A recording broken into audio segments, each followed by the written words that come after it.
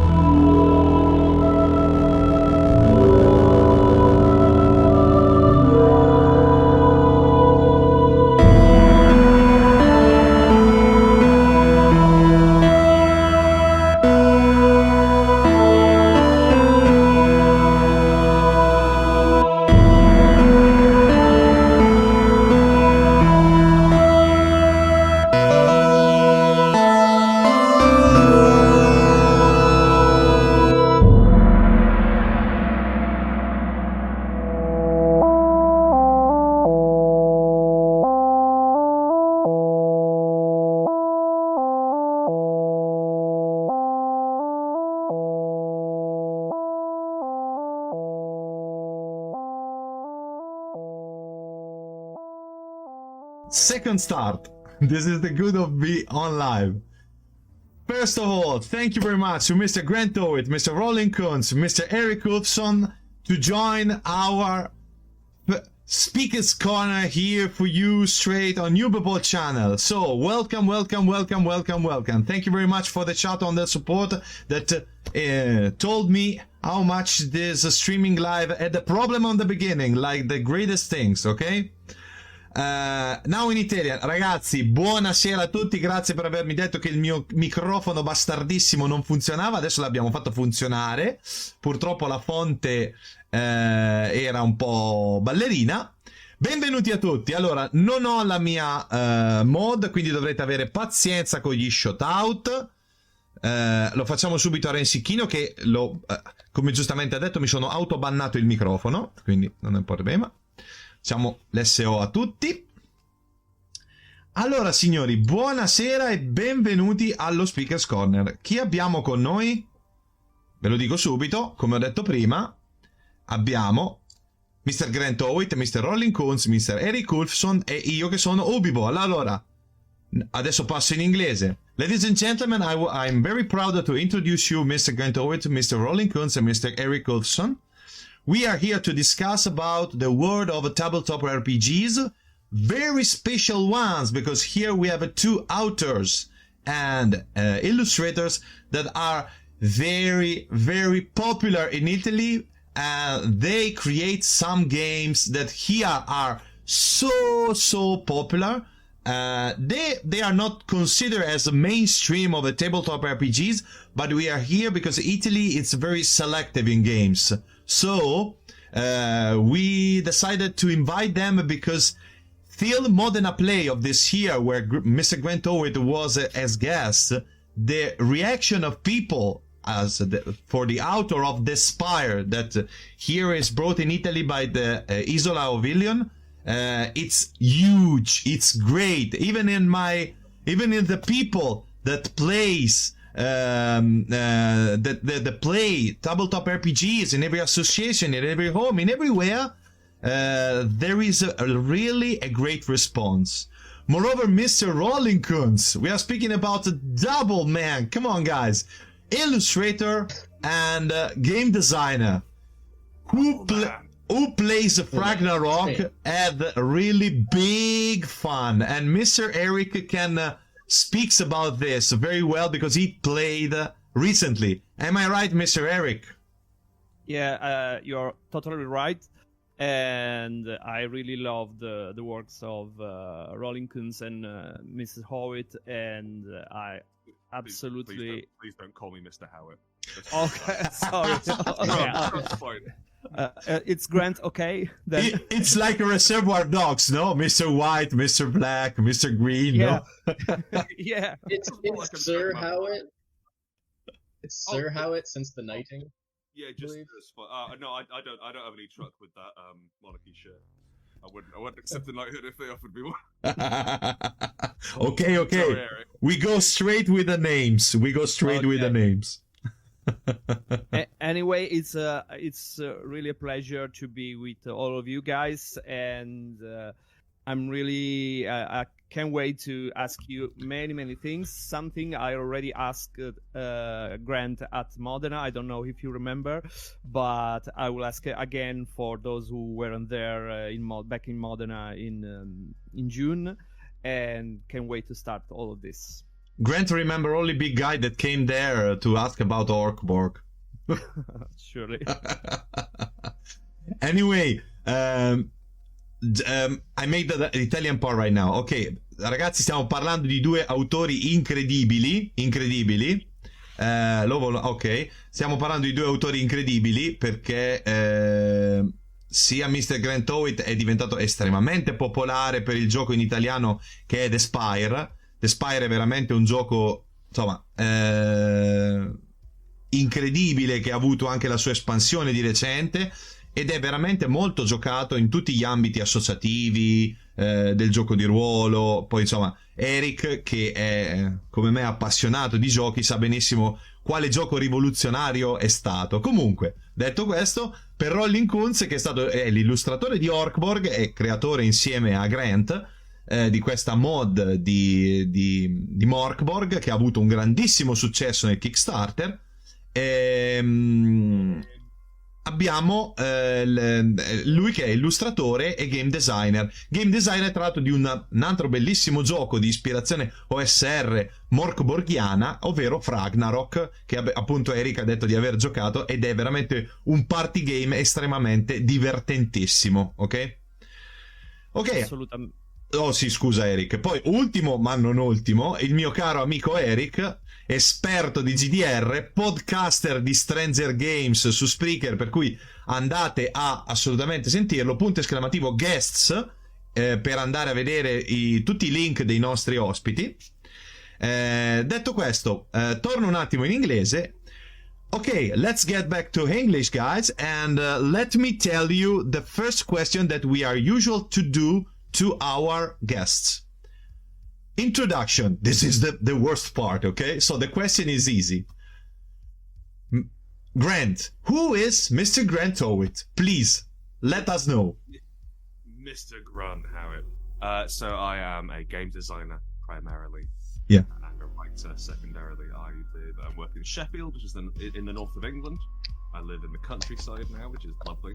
And I'm best known for Honey Heist.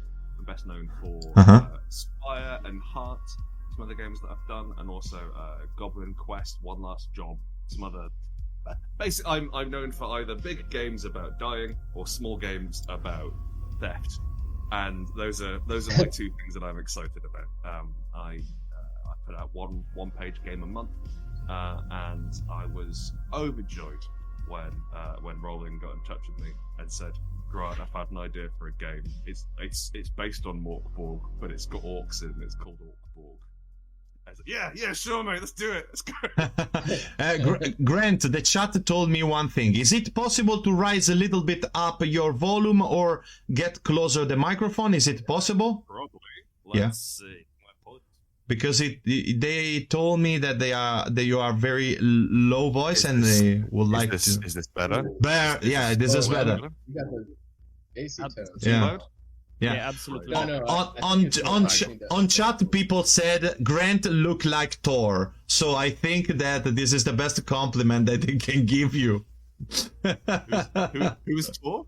Yeah, like Thor, like a Chris Hemsworth, the Thor of Marvel, the superhero. Oh, you must. I think you might get different Thor in Italy, but yeah, okay, sure. So thank you very much for the introduction, my friend, and then we go for the Rollin Kuntz. Mr. Rollin Kuntz, who are you? Who is Mr. Rollin Kuntz? Hi, I'm Rollin Kuntz. I'm an illustrator and game designer, and occasional reluctant graphic designer that works out of Austin, Texas, in the south of the U.S. If you look at a few of my games, you can probably discern that, or just also products. One of the big things I'm known for is the Dun Generator, which is a deck of playing cards that generates little inky dungeons. So they're like fully illustrated with a whole bunch of dungeon rooms, and there's a simple mechanism to really quickly build all these organic dungeons. But if you take a look, you can pretty quickly see from my catalog, such as it is, that I designed by coming up with the name first. A terrible method of game design or making things in general. Fine. That has served me well so far. I wanted to. I'll have to, before Twitter fully catches a flame, I'll have to find the original DM and show off how it all started there. It's a very silly idea that quickly scope creeped out of control. Yeah, absolutely. Yeah. Ok, I do a little bit translation for our friend on chat that come from Italy. Ok ragazzi, allora siamo di fronte a il signor Grant Howitt. Il signor Grant Howitt è l'avete chiamato il Thor de Noatri, quindi è un autore di giochi di ruolo da tantissimo tempo, di base a Sheffield in Inghilterra, è diventato famoso per alcuni giochi come The Spire, come Orkborg, e ha preso questo progetto che, se fate !guest, potete andare nella sua pagina di Patreon, di un gioco di ruolo da una pagina al giorno. È una grande sfida a livello autoriale, ma Grant, vi assicuro che se avrete modo di leggere i suoi giochi, e lo spero, è un game designer di livello altissimo, e i bravi game designer non hanno bisogno di manuali da 300-400 pagine, possono fare tranquillamente tutto in una pagina, e questo ve lo posso garantire. Passiamo al caro nostro amico Rollin Kuntz, che lo vedete con un pochino di lag, ma trasmette dal Texas, per cui capite bene che diciamo le linee italiane si stanno sforzando per questa join incredibile fra Stati Uniti, Regno Unito e Italia in due parti diverse. E detto questo, a questo punto stiamo letteralmente mettendo sotto pressione queste povere linee italiane. We are saying that if there is a little bit of lag, don't worry, because we are making connection with our horrible landline of internet between United States, United Kingdom, and 2 point different of Italy. So our provider of line call us and say we made a miracle. That's all. Anyway, the last one is my friend Mr. Eric Olson, podcaster, expert of GDR, of tabletop RPG. So, Eric, who is Eric Olson? I really don't know who is this guy, but I think that does some silly things on web. No, seriously, I'm just a dude that plays RPGs from too much time, I think.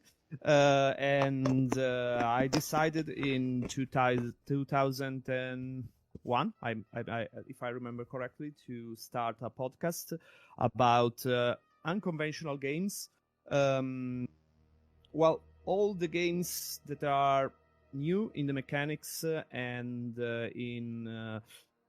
with something different from mainstream games, with nothing bad in mainstream games, but I think people already know them. If we talk about D&D, the Call of Cthulhu, well, we all know this. Beside, not everybody knows maybe a little title published on itch.io and who is quite amazing and very few people know. So this is why I decided to start my podcast, and here we are. And this is very good. Okay, let's continue with a question. Okay, so the second point is, Grant, Rollin, let me ask you one very simple thing. Your approach to illustration and game design, because I love your approach in both of your heart, but I would like the people in chat let know what is your what is your game design and illustration point of view. So let's go first, Grant. So is this like how I write games myself and what sort of my method is, that sort of thing? Yeah. You can talk freely about this. It's just I can say a spot. You can open as you like. So, what I like doing in role playing is it's very difficult. It's okay. I will write a thing, and then I will ignore it for a week, and then I will come back to it, and then I will That's fantastic. change 3 words from it, and then I will ignore it for another week and come back to it. I'm like, no. We'll throw the entire thing out. And so me and Chris Taylor, who I do a lot of my co-authoring with on my larger products, we have a thing where we'll write a whole system, we'll write everything, and we'll be like, oh, we don't like it, and we'll throw it out. And it'll be about maybe 8 or 9 editions of a game will exist before we ever tell anyone about it, which is not a smart way of making games. It's very slow. Very expensive, and I can't recommend it. But it works, and we make nice things. We make beautiful things. But that is, I suppose, iterative design, but not in a sort of cool, hip San Francisco way. More in a sort of we just keep getting it wrong. So okay, make a little bit of translation. Ok, la maniera di Grant di creare di giochi di ruolo è estremamente singolare, cioè lui li scrive, li lascia lì per una settimana, va via e poi li riprende in mano. Dice non è profittevole come schema operativo per creare i giochi, però funziona perché effettivamente dice me ne distacco, e poi ritorno, le rianalizzo, ci ripenso sopra, come diciamo noi in Italia, ci rimugino, no? E alla fine esce fuori un prodotto che è valido.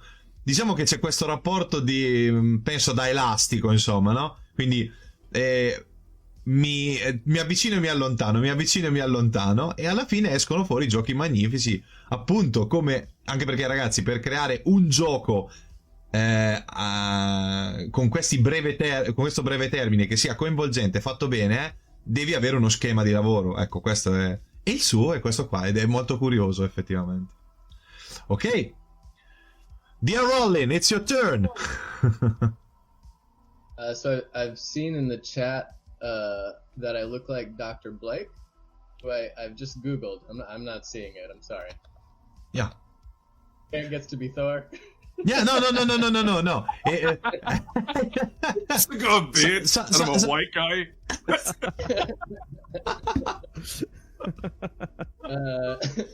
Okay, I repeat the question because I understand that maybe I have the idea that everybody listen to me 99%, but it's not the true, because even I'm not a beautiful woman, so you just listen a very ugly Italian man. So I repeat once again the question. I repeat once again the question. The approach, in your case, both for illustration and game design. What is your approach? Yeah. Two very different things. So, as I said before, my approach for game design is to come up with a dumb portmanteau or pun, and Google it and see if anybody has already done that one. And then, if not, I begin to imagine what I could do with that. Usually it's what I let it cook for a while in my brain, as you do, and usually what I want to do is I like systems design, so I start with mechanics that describe an experience that I think would be cool to describe. Right.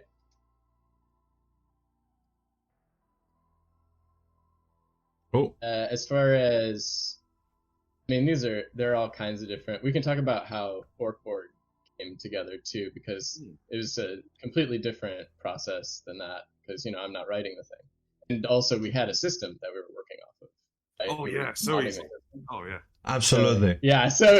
Absolutely. The system of Orkborg. As far as that went. The system of Orkborg is something that is wonderful. And believe me, between me and Eric, we played many system of all version, Axe, Hex, and everything related to Orkborg, okay? So we're speaking about Cyborg, Frontier Scam, all the OSR related with Orkborg.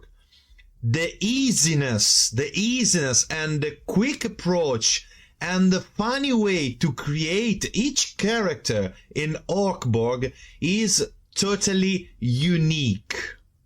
Believe me, because Italian people said, I have a chance to create an orc that could be smart as a sofa. Okay? So I can charge in this character some things that are very cool. Okay? I had a one shot of Orkborg where there was a girl that created an orc that he believes to be a dancer. So it walks into the derelict as dressed as a dancer, but it's very big and huge. So this thing is incredible for her, and said, now I love orcs. Now I love them. I deeply love them because I create something that is mine and is as smart as a sofa. Okay. Orcs are really lovely. Orcs and goblins, they occupy this really fascinating space. Yeah. In the sort of mythos of tabletop role-playing games, because they don't quite use the same. How can I put this?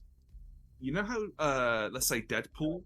Doesn't follow the same rules as everyone else. Yeah. So he can go around the comic, or he can speak to the reader, or that sort of thing. Orcs and goblins have a similar approach where they're not quite real. Yeah. So you can get away with more, and it's just really good fun to be able to embody that space. And I was really lovely to have the option to give people to come up with, try and write a few ideas about some orcs and give them enough. It's like, right, okay. Like, this is a person, but it's a really big, crazy person. Turn up to 11, you only have to live for 2 hours for this game. And so it was really lovely to give people the opportunity to do that. This is very cool. Let me translate to the people in the chat that the curiosity is rising about this. Ok, ragazzi, stavamo parlando appunto di punti di ispirazione di Rollin Kuntz, che ci dice: io a volte googolo tutto ciò che me lo trovo intorno, mi ispira per i miei disegni, che garantisco sono estremamente particolari e molto molto belli, con questi colori molto sgargianti. Abbiamo Maraichux in chat e lui può garantire l'unicità dei disegni di Rollin Kuntz, ne vedete scorrere qualcuno qui sullo slideshow. Ovviamente siamo andati immediatamente a parlare di quello che è il loro capolavoro che hanno generato insieme, ovvero Orkborg. Allora, Orkborg è un gioco stupendo che veramente avrà, non so, adesso Eric non esagero, saranno 30 pagine all'incirca? Yeah, I believe sì, penso proprio di sì. Siamo sulla trentina di pagine in cui alcune sono la scheda del giocatore e altro, ma vi garantisco che la creazione dell'orco è di una simpatia incredibile. Tra l'altro è velocissima perché il sistema di gioco è ultra testato e ultra veloce, tra l'altro tra i migliori hack di Morkborg. E se non conoscete Morkborg vi invito calorosamente a scoprire che cosa sia Morkborg e il fenomeno che rappresenta Morkborg. Giustamente Grant ha detto: è bellissimo poter interagire con gli orchi e i goblin, che sono creature comunque fantastiche, mitiche, lontane dal nostro percepire quotidiano, ok? E quindi è divertente poterle adattare, e ogni nazione ha un suo modo di adattarle, ogni persona, ogni parte ha il suo modo di adattarle, ok? Quindi è bello per questo. E io ho portato l'esempio di una ragazza che ha fatto una one shot con me di Orkborg e ha creato un orco enorme che era convinto di essere una ballerina, tra l'altro anche molto bella e aggraziata, cosa che non era, e poi andava in giro per la Deleritta, che è questa nave dispersa nello spazio, indossando un tutù, ed era abbastanza inquietante, ok? Ma era funzionale, insomma. Bisogna sempre sapere che voi state mandando avanti dei soggetti con l'intelligenza di un comodino all'incirca, ok? Quindi la bellezza del gioco neanche del nonsense, ma del weird, se mettiamo così, del geek, se vogliamo mettere, è appunto il fatto che tu interpreti un personaggio che comunque è spigliato ma complesso, perché comunque interpretare un orco nella maniera giusta è la cosa migliore. Perché dai cambiato da divano a comodino? Perché il comodino mi risulta meglio in italiano. Mi permetto di aggiungere anche una cosa, poi la traduco anche per gli ospiti. Una delle cose che io adoro di Orkborg e anche di Morkborg è il fatto come questi giochi siano, come mi piace definirli, plug and play, cioè sono giochi che ti permettono di giocarci praticamente subito, accessibili, e sia dal lato giocatore sia dal lato master quasi immediatamente. I'll translate what I just said.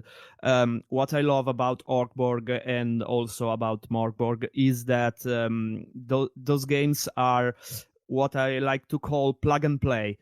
They are ready to play. They are absolutely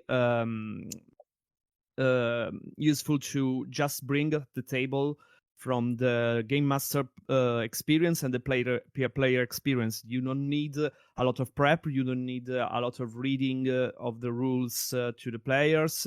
And this is, I think, it's amazing.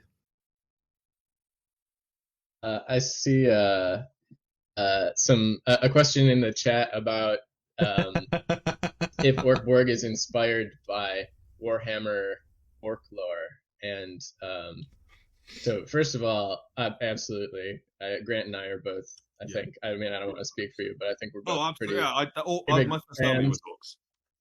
Yeah, of the I grew up aging through the catalogs, the Games Workshop catalogs, and assembling an army of orcs and goblins, and then rarely playing.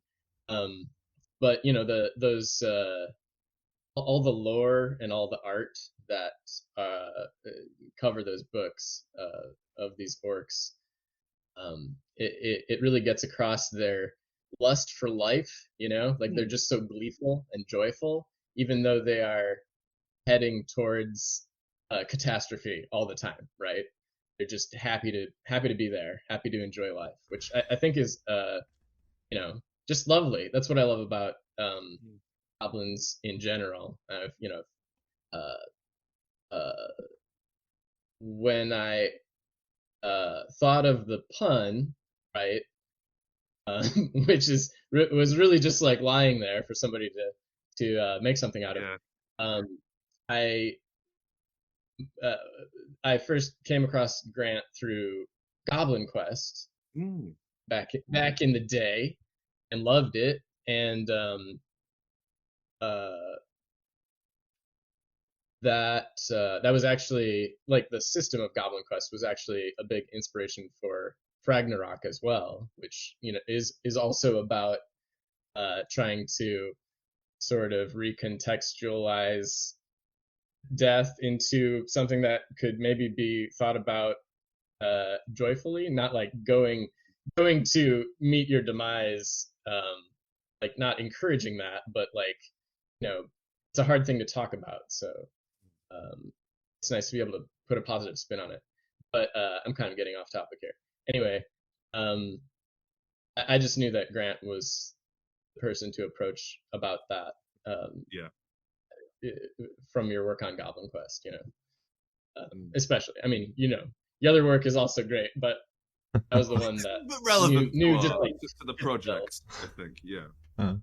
A couple of things that I would like to focus with you, because we entered into the Orkborg, so all the list of questions are jumped off, because Orkborg is something that here it's very intense and very well filled by the all people in chat and all people that is waiting for this live talk. Okay, I have two things that I would like to focus. First thing is it's very funny. There are all possible races meshed all together in this ship, into the derelict. This is very wonderful, because when you told to the people that there are dwarfs inside the ship, and you told them, do you know what dwarfs that are usual to use to go downside into the mines, into the land? What they are doing into the ship? Yeah, they are going into the mine, but inside the ship. Hey, it's true. It's happened. They can dig something, okay? And he said, that's cool.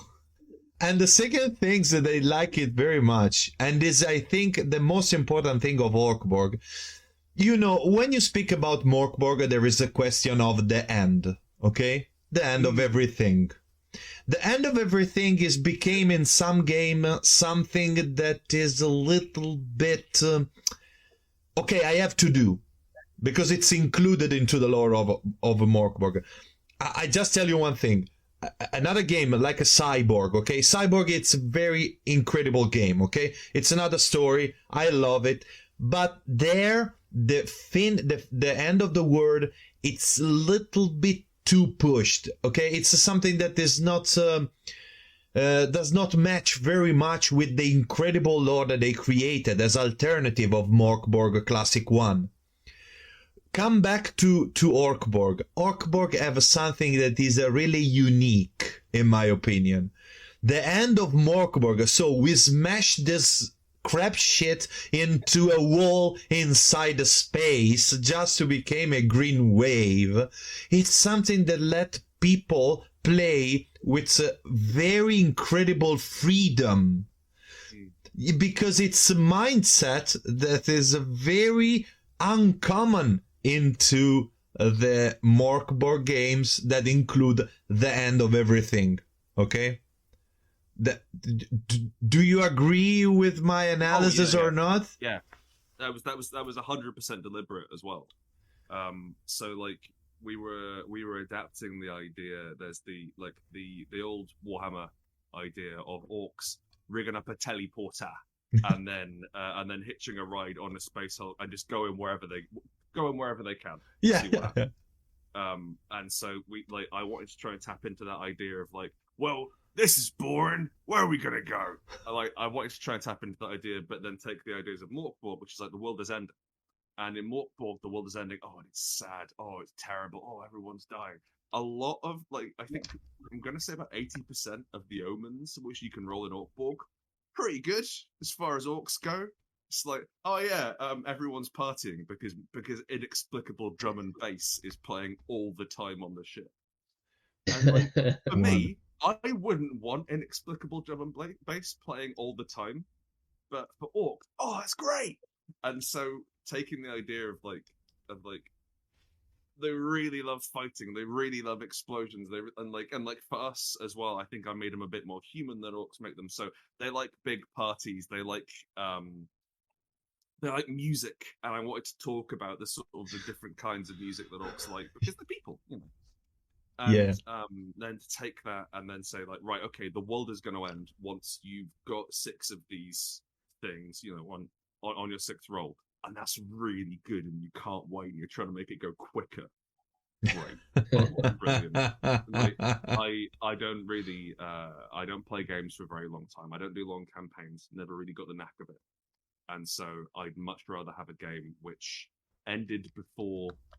I'd much rather have a game which ends too soon than goes on too long. And that's how I write things. And I think Orkborg is pretty much bang on for that. This is very, very cool. I make a little bit of translation for the chat, a little bit. Allora, stavamo parlando, ragazzi, del fatto che Morkborg ha 2 caratteristiche fondamentali. A parte il fatto che ci sono tutte le razze, anche i nani, e i nani dentro un'astronave sperduta nel nulla, voi capite bene cosa fanno. E io di solito quando sono master rispondo, beh, scavano. Ma cosa scavano in una nave? Beh, scavano, che ti frega, scavano, no? Ma fanno un buco. E vabbè, pazienza, andremo in decompressione, dov'è il problema? Stiamo viaggiando su un rottame in mezzo allo spazio, creato dalla collisione di altre navi, perché la derelitta, dove avviene praticamente il 90% dell'ambientazione di Orkborg, non è altro che una sorta di scarica spaziale con un motore che punta verso un muro per andare ad esplodere. Ecco, questo è più o meno quello che è l'ambientazione della derelitta, ok? Detto questo, la cosa interessante è che in Morkborg una delle caratteristiche è la fine del mondo, ok? Quindi c'è il termine del mondo. In qualche modo, quindi su Orkborg è ovviamente le piaghe, quindi le varie piaghe che portano alla fine del mondo. Ad esempio su Death in Space è la contrazione dell'universo. Su Cyborg è ovviamente la contaminazione dovuta ai rifiuti che porterà all'estinzione della razza umana. Però molte volte, ad esempio, proprio come in Cyborg, è un pelo forzata la fine del mondo, cioè non è così comune, no? E quindi si tende a trovare delle soluzioni che siano un po' sì, vabbè, ce la mettiamo alla fine del mondo perché ce la dobbiamo mettere. Parlavamo appunto prima di Frontier Scam, che ha eliminato alla fine questo problema, semplicemente dicendo, ragazzi, giocate, tanto morite male.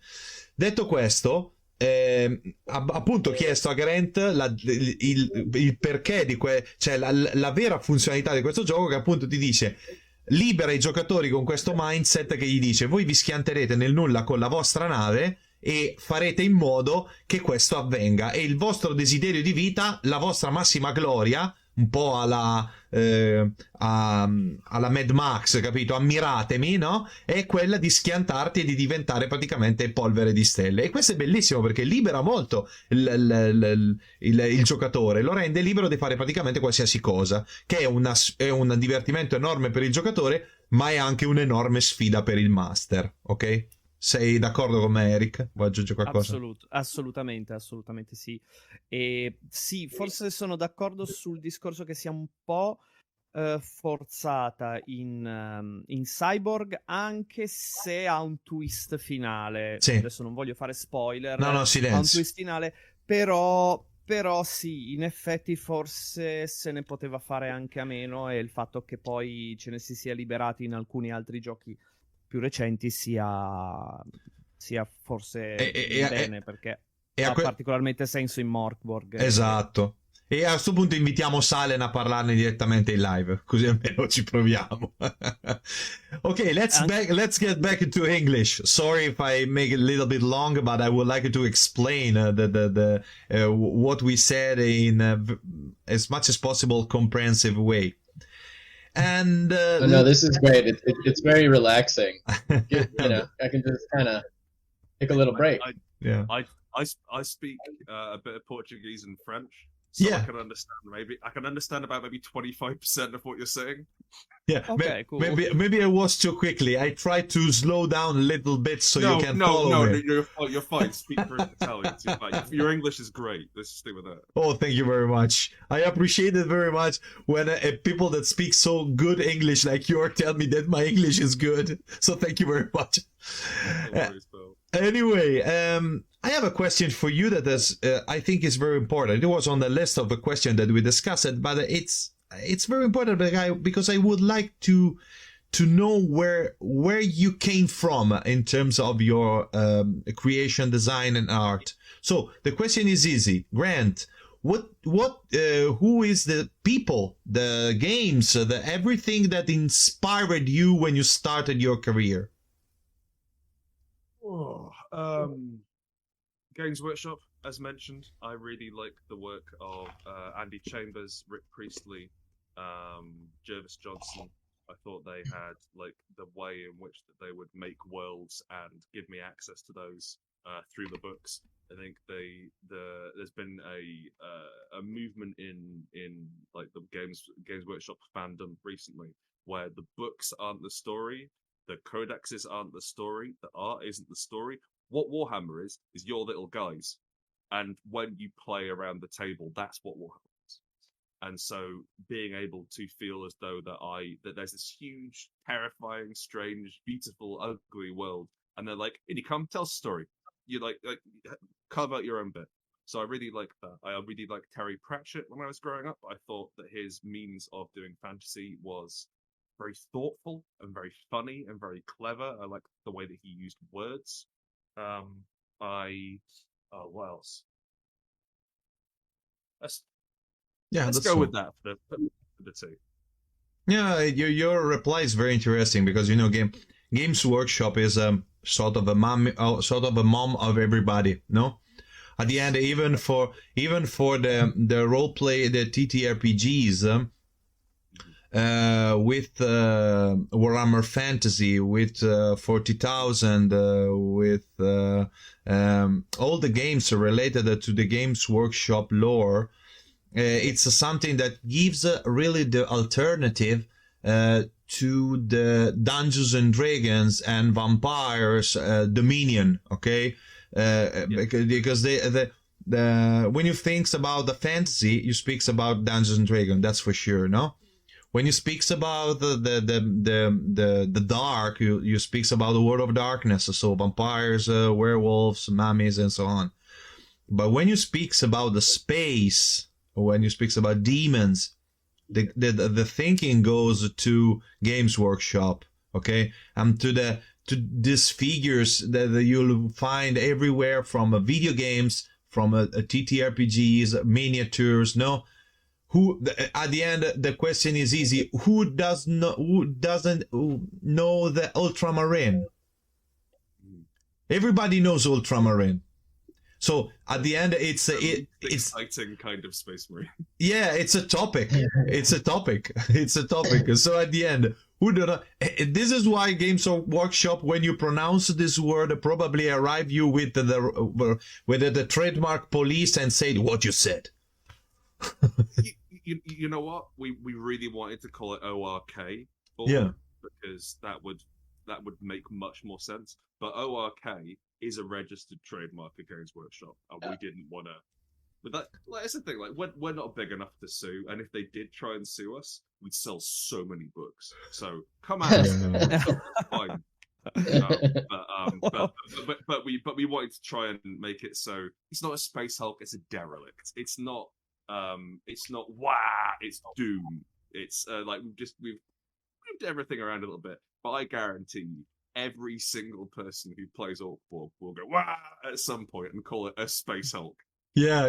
It's just that's we just had to change the names a bit.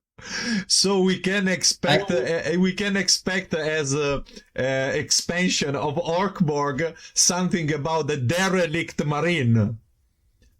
I'd really like to get a. I think we called them like angels of the Empire or something. Yeah, we had them somewhere. Like they show up in one of the omens. I think we've got some plans for what comes next. We're not entirely sure. I really want to do an adventure set on the elemental plane of noise, which I made up. But that sounds like fun, doesn't it? And I reckon if there's one person who can draw the elemental plane of noise, it's Rollin. Okay, I'm making a little bit of translation. Let me do a little bit of translation. I will be very quickly, promise. Ok ragazzi, allora stavamo discutendo del fatto quali sono le ispirazioni di Grant nella creazione dei giochi di ruolo, e lui giustamente ha detto la mamma di tutti i creatori di giochi di ruolo, soprattutto nel Regno Unito, è la Games Workshop, quindi parliamo di Warhammer, ok?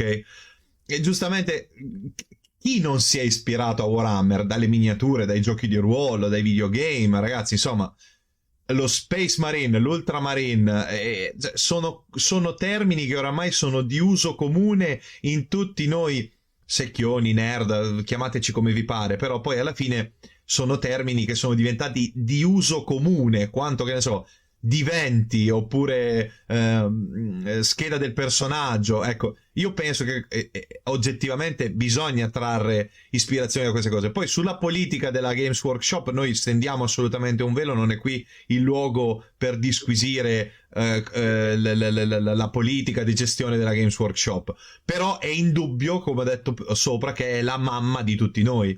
Detto questo, io ho detto allora a questo punto potremmo aspettarci l'espansione di Orkborg con i Derelict Marines, no? Quindi gli Ultramarine della Derelitta, ok? Va bene, let's get back to English. Rollin, your inspiration. What's your inspiration? So, I guess I mentioned before, I too paged through the old Games Workshop stuff growing up, and also a lot of, PC game manuals. PC games used to come in gigantic boxes, looking like board game boxes do today, right? And have these manuals filled with all kinds of illustrations and materials. So those were pretty big influences growing up, but also the comics work of Mike Mignola, of course, who did Hellboy, BPRD, Amazing Screw on Head, all kinds of great stuff there. You can very clearly see his influence in my work. And also Frank Miller, who did Sin City, and is Almighty Frank. It's certainly been canceled by now. But you know what? He can still draw. We'll give him that. He can. Well, I mean, I don't want to. Yeah, whatever. Okay. His Sin City work is incredible. Great. And they both use the art concept of deletion and like continuing the line, right? So there's a lot of detail that is hidden in shadow and just like becomes shape in order to give sort of a more like noir sense of space in the world. And Mike Mignola's work is very like sculptural as well. For the Orkborg stuff, I had maybe like a year before that, I had gotten back into using like paint markers, a combination of paint markers and like cutting back into it with whiteout tape. It's like whiteout, but it comes on a tape roll. So, you can like lay down shapes and then like refine them with this tape and then like put it back in. And shortly, like a few months after that, I got an iPad with Procreate, and I started using that method digitally, which I feel kind of leveled up the work just as we were having the first ideas for Orkborg, which is pretty fortuitous. So I was able to kind of experiment with that new style in, just the best, like having just a brilliant stream of chunks of text come to me, and then just getting to work off that. Like Really awesome. Anyway, so yeah, I would say, you know, yeah, those would be my core like childhood influences. I would say there are many more comics artists that I could list, but I don't know that I learned, or I didn't take a lot of elements of their illustration and kind of build it into my own work as much as those two. But later on, you know, I found like Gabriel Ba is incredible. He did the Umbrella Academy and Casanova comics.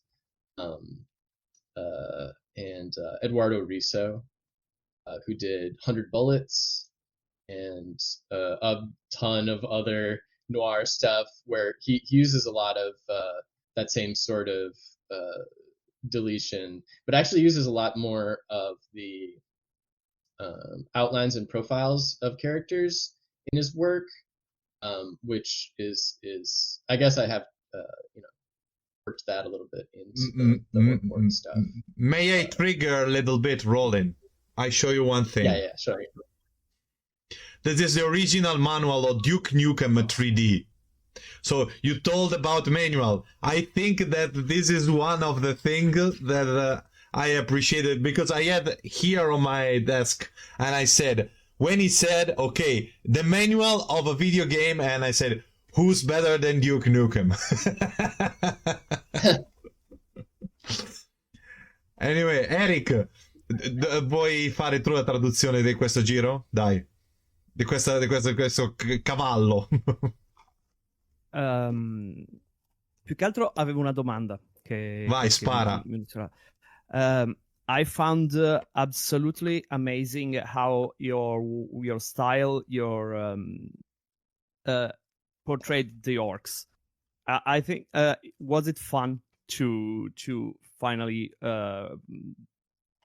bring the orcs to our RPG in this way, in a Morkborg universe? This is what I just want to ask you. Oh, absolutely. And we had the freedom. I mean, I felt like I had a lot of freedom, enough to kind of experiment with,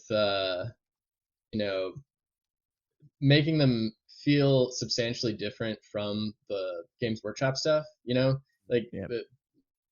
From a headline, people would assume that the book is going to look like Games Workshop as well, but I think it really does. No, it reminds you of it, but I think it really doesn't look like Games Workshop. If I did my job right, wrote it. Yes. As far as the graphic design. Yeah. Yes, that is exactly what I was going for with the graphic design process. Should we talk about that, like the whole flow of things? Because there was some back and forth there. Like, we would agree on ideas of like, okay, so like the first thing I did was break down Orkborg, the whole book, and just kind of make a spreadsheet of like, okay, they've got this much, this many sections devoted to this much stuff. So if we compress that into what we can feasibly produce, which is like zine sized or smaller, I think we started with like, this will be like a few pages. Six pages. Six This will be like 6 pages. Yeah. It turns out to like 30. Yeah, I'll print it. I'll do it with my own printer. Yeah, sure. Let me tell you one thing that is very important. The board that you see over here is extracted by the character sheet of Orkborg. So it's everything here is a tribute to this game, okay? So this is very, very, very, very, very funny game, and so we decided to make this for you. And in chat there was Maraichuk, that is our friend, and said it's very good to hear the process as you arrive to create the pages of Orkborg. Okay, so this is very cool. It's very cool. It's very, very cool. So he's listening to you because it's an illustrator like you. He is very good illustrator, believe me. Even he's not Rollin Kuntz. but listening how you create the things, the tape, the pencils, everything, it's very, very important for him. So it's a great contribution. We can't drop images into the chat, can we? Let me show off here. I've got here's the PNG of the character sheet for reference here. I'll just put it in the Discord. Yeah, just stick it in Discord then. So okay, yeah. This is okay. I can easily put it on the screen. Let me give you one moment. Intanto traduco la domanda che avevo fatto He prima. makes the translation while we are charging. Ho Loading the picture. chiesto a Rollins se appunto come è stato per lui realizzare gli artwork relativi a Orkborg, perché appunto disegnare, portare la grafica degli orchi, perché la rende veramente unica il suo modo di averli immaginati. E diciamo che la cosa importante era quello di andare su un'estetica che si differenziasse da quella della Games Workshop, e quello è stato proprio un po' tutto il tema del portare, ecco, adesso pian piano inseriamo le grafiche della scheda. Sì, eccole. Del portare questa estetica alla fine in tutto il manuale. E l'altra cosa interessante è stata come condensare tutta la follia di questo manuale nelle pagine, che poi alla fine sono molto poche per essere il lavoro che è. Infatti Grant diceva ma sì, facciamolo di 6 pagine proprio andare a ristringere. E a proposito delle influenze che hanno ispirato Rollins nei suoi lavori a Orkborg, ricordiamo Mike Mignola, che anch'io adoro, Frank Miller. Mike Mignola, diciamo un nome così capiscono tutti. Mike Mignola, sì. L'autore di giusto. Hellboy. L'autore, sì, io lo do per scontato, l'autore di Hellboy, e gli ultimi lavori di Gabriel Ba e Edoardo Risso, che sono altri due bravissimi autori di fumetti. Grant, one thing for you. Wait a second, it's Grant Howitt. I have to say I love Hurt the City Beneath, and thank you for the fun I have planning your one pages. Less than 2 weeks ago, he was a master some Halloween's one shot using adventure skeletons. The witch is dead, and they likes. So that is the measure of people how much love your games, Grant. Really good, you had a good time. Anyway, okay, bye. Absolutely. Also for me, I love the Spire, but Heart is absolutely my cup of tea. There is all the things that I love in RPGs. So there is corruption, there is darkness, there is gore, and absolutely I loved Heart. We have an Italian translation coming soon, I believe. I know. Yeah. Yeah, they're working on it. So, there's translation for Orkborg as well. Yeah. Oh yeah. Oh, my bad. Yeah. No, that's fine. I don't know whether that's been officially announced yet, but we have now. Yeah, it is unfortunately very hard to translate, as it turns out. Yeah. We will. I wonder, we will take care of the translation about Orkborg. I assure you. I guarantee. We will do in Italian because translated in Italian Orkborg, it will be very, very, very funny. Oh yeah, we're doing it. I don't know who we're doing it with. I don't handle the translation side of the business, but we are. I think we're currently in talks. Is that right, Rollin? Yeah. We are currently in talks. It's the same company that's about to do the Cowboy Bebop translation. Okay. But Mana project. We shouldn't officially announce it because right now. Apparently this is it. Apparently we've officially announced it. Whoa! It's our friend Eric. It's a friend of me and Eric. We know them very well. Il Rosso. Eric Il Rosso, bravo! Allora, complimenti very congratulations to our friend Eric Rosso to have guarantee for themselves the translation of Orkborg. If they... No. I think that we must wait a little bit for. No. We take for ourselves. We take for ourselves. But if one day it happen, we will be very happy about that. They're doing an exploratory mission to see if it's how I know. Because the thing about the Orkborg files, they're like, so when you design when you do the graphic design for a standard RPG, you're going to use like 3 to 5 fonts, and Orkborg's got over 60. It looks like it's been pieced together by an orc, zine style aboard the ship from scraps, and the spreads are really complicated. So, and also, they're very tight, right? Like, I didn't want to cut any of Grant's writing. He would come up with a new table of brilliant stuff that I absolutely couldn't get rid of, right? So, like, going back to the process, it was like, I would find generally, okay, here's kind of the stuff that we need, right? Just kind of imagining like, all right, we need a section that's like setting, we need a section that's map, we need a section that's like character creation, right? Or whatever. And then Grant would come up with just these off the wall, incredible tables, descriptions of all these different sections of the derelict, all this different stuff. And so then my challenge was, I want to make, of course, some of the illustrations were already done sometimes, but those things happened at the same time. So the challenge was like, all right, so now how do I lay it out so that I can fit all of this stuff and also enough of the illustration? And that meant some of the layouts are very tight and very kind of puzzle like, especially the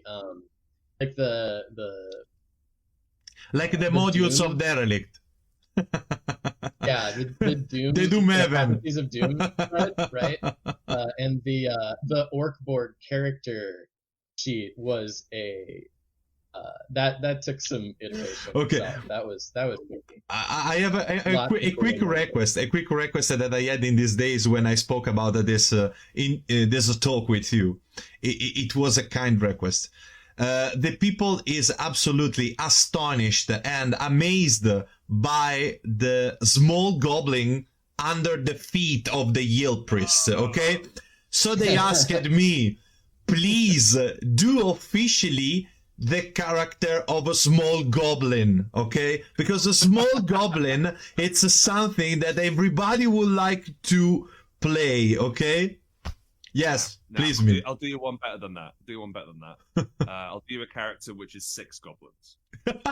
Oh my god, this is amazing. Because that way they can stand up against an orc, maybe. Right? You got 6 hit points, 1 per goblin. Yeah, that's entirely doable. Yeah. For anyone in chat who's interested about like seeing me do stuff about orcs, I wrote a game quite a while ago called Havoc Brigade, which is available online. It's a PDF only. But the deal in Havoc Brigade is that you're a crack squad of orcs infiltrating a human city. It's set in fantasy, and one of the characters is 6 goblins, who all stack up and run around and do the thing. But that's that. But if you want Orkborg, but laid out by me, so nowhere near as good looking, then you can have a look at Havoc Brigade, and it's like similarly quite. It's quite freewheeling. It's quite big. But yeah, fantastic. It's wonderful. I'll sort out 6 goblins. The general request, Grant, is we know that you are your work is so wide. Okay, so you write a lot of things, and even Rollin write and illustrate a lot of things. But remember that there is a lot of people that stays waiting any pages. You just let out about Orkborg for everything, because people is very inspired. I tell you my personal experience. When I read Orkborg, the first thing that I do is, no, I have to write an adventure by itself, okay? And I started to write this, and I played a lot of time. I test played, and every time all the people do something that is totally uncommon, so it's not possible to write anything about that. I can make it 200 pages of adventure just for one single shot, because everybody doing their different way. But the people is very linked about that, and the possibility to play Orkborg, and the possibility to the deter the derelict from the final target is so many, from planets, universe, everything, the crashes of other ships. So please keep writing on Orkborg. One of the big yes, please keep buying it. Also, we still have more of them. Yeah, absolutely, absolutely. And you deserve to touch them. The physical version is the way to go. I will just say that I didn't even it took a while to get to me, and I did not even expect how cool it would feel in my hands. So cool. Yeah. People is waiting for new Orkborg printing. People is waiting. All right. We'll get there. Well, yeah, you don't have to wait. You can go buy the ones that we have left. Yeah. I wanted to say one of the big tricks of Orkborg was like breaking down the Morkborg book, the structure of it, right, and then trying to compress it. We saw that like a third. There's a huge chunk of the Morkborg book that is the adventure, like the black. What is it called? Black Sludge Ride. Yeah. Anyway, the built-in Morkborg adventure, and we were like, we absolutely do not have space for this. So Grant came up with a method of just taking whatever dungeons you had on hand from any other system, just chunking it onto the derelict, right? That is my favorite. which is very orky, I think, as well. Yeah, it's a brilliant idea. It's a wonderful idea. I don't know how you can have an idea such like this, but you had you had a 100% perfect shot. So thank you. But that is wonderful. When I read the first time, I said, no. Anyway, I don't want to steal so much time to our guests, because I know that they have things to do as usual, because they are very important people. So they are very important people, and they have to stay with. So thank you very much to our dear friend of this channel, Mr. Grant Howitt, Mr. Rollin Kuntz. Grant and Rollin, from me and from Eric, to have spent this time with us in this talk. And I tell you once again, when you want to come again and say something about and bring people with you, just ask, and you have a talk that it's open 24 hours a day, 7 days a week, just for you. This is a promo like a supermarket, but it's not. This is a channel viewable, guys. You be careful, pal. All right, because there's some. I'll be calling you at 3 a.m. asking to discuss the intricacies of Pendragon. We gave you the trigger. We gave you the trigger, guys. Yes, absolutely. Orkborg.com. I'm gonna say it, and I dropped it in the chat. Orkborg.com. Absolutely. There at the bottom of that is the link to click through to get the physical version. Yeah. Orkborg.com will be a landing page on itch, but it is better for us and for you probably if you get the physical version through Rowan Rick and Decker. Physical version is wonderful, astonishing. It's wonderful. It's things that you need to have, even if you play or not played, but just is a joy for your eyes. So come on, guys, let's purchase it. We're not speaking about 3,100 euro. We are speaking about a very reasonable price. Because let me see one thing after I say you goodbye, but I would like to see one thing. I play tabletop RPGs since 1992 as Dungeon Master and as a player, okay? I arrived at a point of my life at 40 years old that I prefer to play games that give me challenges, very, very strong challenges as a master, okay? And moreover, in this period that everything is in crisis, I prefer to promote games that have a price that is reasonable, especially for the young ages. Because if I have to tell to a guy to purchase 150 euro to pay a manual, the people prefer to go to the video games. And this is a very poor things, because make our world even day by day smaller. So I prefer to use a game like this, even if they are in English, because it's important that people, even the young people, learn English and start to play with easy games, with very immersive games. Please buy your children Orkborg. Yeah, Yes. buy your It is children already- Orkborg. Absolutely. And let Definitely do that. and let I want to see this in Italian schools by the end of the year. Okay. and let kids to be evil Orkborg. Come on, Yeah, it's something that sets free your mind. It's got swearing in, and kids love swearing. So yeah, absolutely. Yeah. Kids love swearing. Yeah, totally. I think it will be a blast if we give child Orkborg in the schools. Thank you for Mr. Twitch that allow us to make this a promo that probably in 1,000 years there will be not in every TV shows. Yeah, absolutely, never ever. Okay, gentlemen, thank you very much for staying with us. Thank you very much for spending the time with our Speaker's Corner. So, have a good evening, have a good night, have a good day for every part of the world where you are. Thank you very much. We appreciate, and please buy Orkborg and buy games from Grant Howitt and Rollin Kuntz, everyone, because come on, guys, they are great. They are great. Thank you. Absolutely. Thank you. Thank you. Thank you, Grant. Thank you, Rollin. Thank you, Eric. Thank you too. Thank you. Travis. Bye-bye. Bye-bye.